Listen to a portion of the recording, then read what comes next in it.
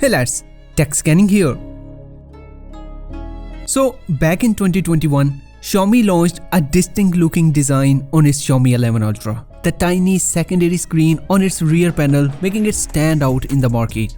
And now, as per the renowned leakster Digital Chat Station, Xiaomi could be reviving a similar design on its upcoming flagship, the Xiaomi 16 Pro Max.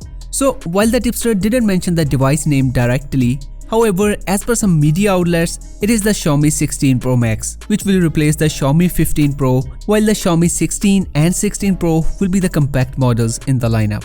So the alleged Xiaomi 16 Pro Max is tipped to use the yet-to-be-launched Snapdragon 8 Elite 2 chipset.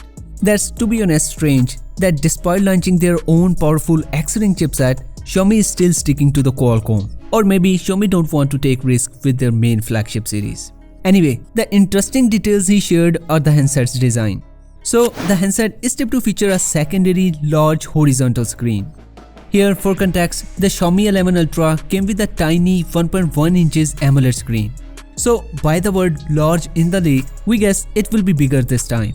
Now, in terms of usability, the Xiaomi 11 Ultra's secondary screen offered multiple usability options such as timer, notifications, taking selfies through rear sensors and more.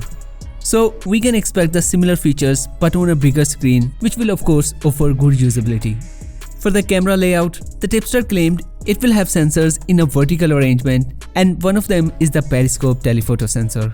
Unfortunately, the tipster didn't share any sketch or the render depicting the design of the handset.